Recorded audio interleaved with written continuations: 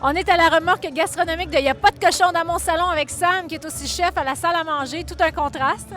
Un contraste, oui et non, parce que justement, ça nous permet de pouvoir jaser avec les gens ici. Puis l'idée, c'est un peu du street food, c'est vraiment d'amener la gastronomie chez les gens à petit prix. Fait que c'est des beaux produits, travailler, on travaille avec les asperges du Québec, des belles huîtres, des produits super frais, d'essayer de les faire découvrir aux gens, puis justement se déplacer pour que les gens puissent découvrir nos produits sans les obliger à venir chez nous. C'est un peu cette idée. C'est le fun, puis ça marche super bien. Ils sont spécialisés dans les sandwichs de pulled pork. Mon préféré, les huîtres, que je vais me régaler tout à l'heure.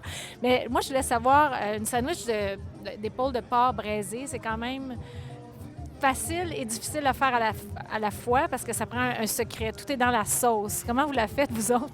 Mais en fait, dans la sauce, c'est dans le mélange d'épices, en fait. Fait qu'on choisit un mélange d'épices qu'on adapte. Fait qu'à la maison, c'est selon ses goûts. Un peu plus piquant, un peu plus aillé, un peu plus pimenté. C'est comme on désire. Nous, on a décidé d'avoir une base sur laquelle on travaille. Puis ensuite de ça, on fait une sauce qui vient s'ajouter.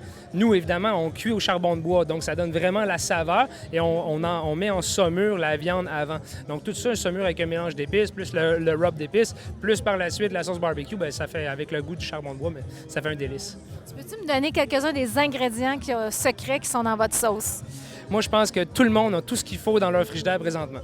Okay. Ça ne prend pas plus que ça. Si vous avez une partie d'acide, une partie de sucre, puis une partie de piment, on est pas mal là.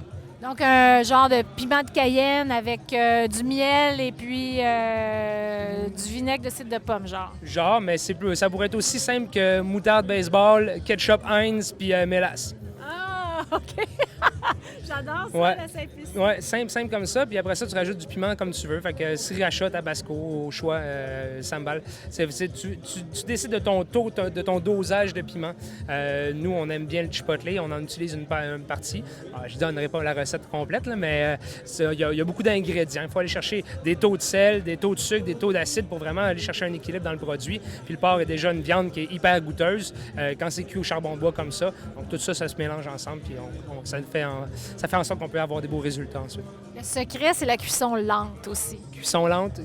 Comme je dis, au charbon de bois, c'est toujours c'est un must, mais c'est réalisable dans un fourneau à la maison, dans un mélange. Moi, j'aime bien rajouter de la bière dans mes cuissons. Ça rajoute une petite amertume, ce qui va chercher d'autres goûts en bouche qui, justement, amène à développer d'autres saveurs, d'autres textures dans la viande. Alors, si on veut savoir le secret, il faut venir y goûter pour dégoûter les saveurs de « Il n'y a pas de cochon dans mon salon ». Merci. Merci à vous.